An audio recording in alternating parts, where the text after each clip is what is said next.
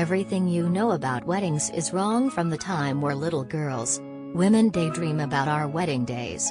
We picture the dress, the venue, the flowers, and the cake far before we ever imagine who will be walking down the aisle toward. It's beautiful, magical, and, for the most part, inspired by everything we see in movies, tabloids, and on social media. Gorgeous white gown? Check. Guest list of your favorite people in the world? Check. 40-year wedding cake? Check.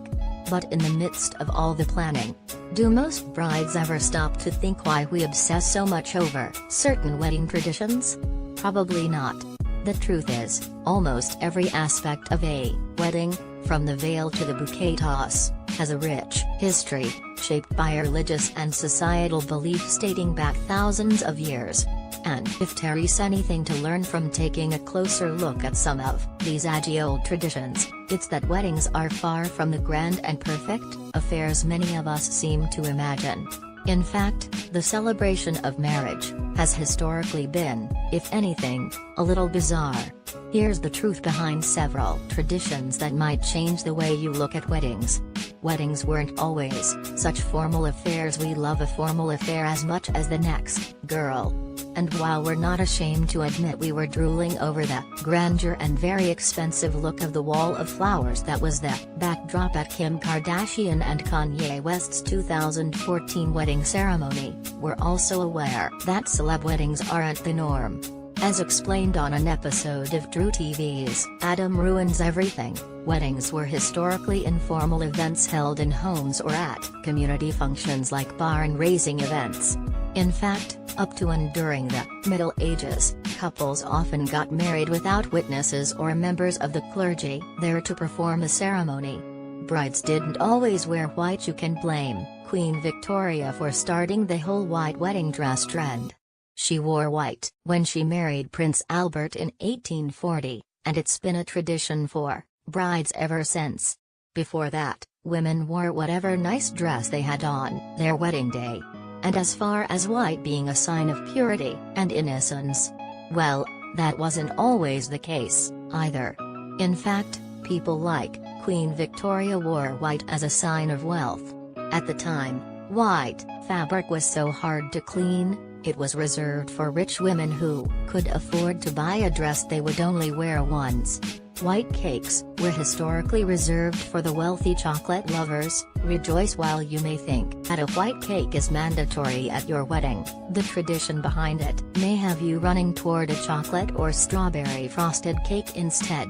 According to Gastronomica, prior to the 17th century, the wedding cake was more like a pie than a cake, filled with a mixture of dried fruits, apples, spices, and breadcrumbs.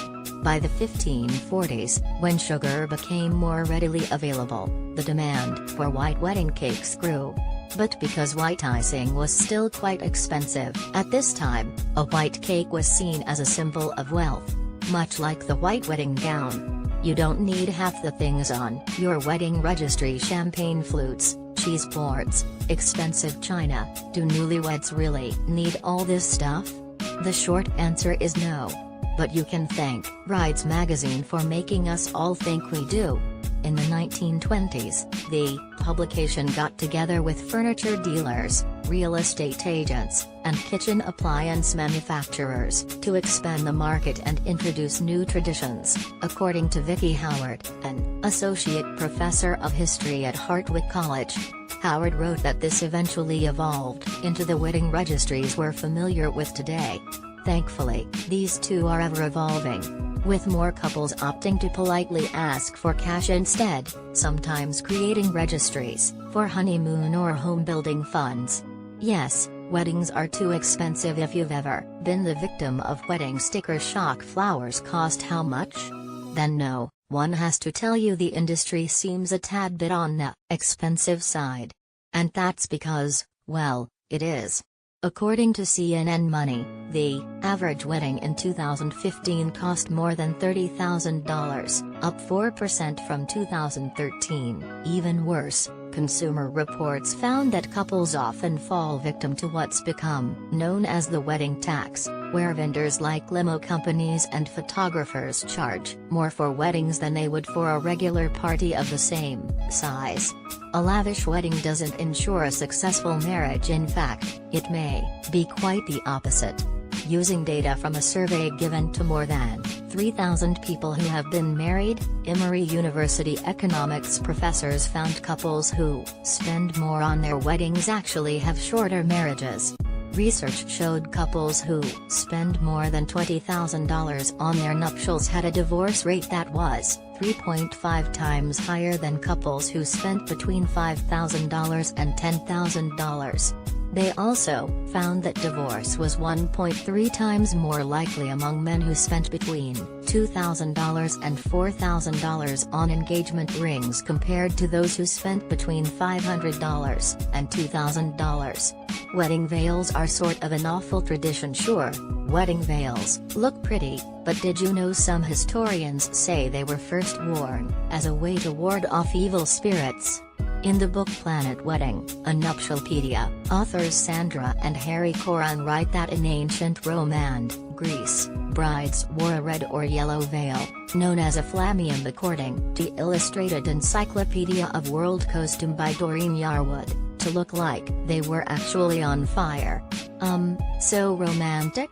You don't really need bridesmaids either these days. Bridesmaids can help out with everything from planning your bachelorette party to holding up your dress while you pee during the reception. How else do you think brides pull this off? Pretty different from why brides originally had them, to ward off evil spirits. So unless you're really worried about some demonic forces showing up at cocktail hour, then we'd say the whole bridesmaid thing is more of a novelty at this point.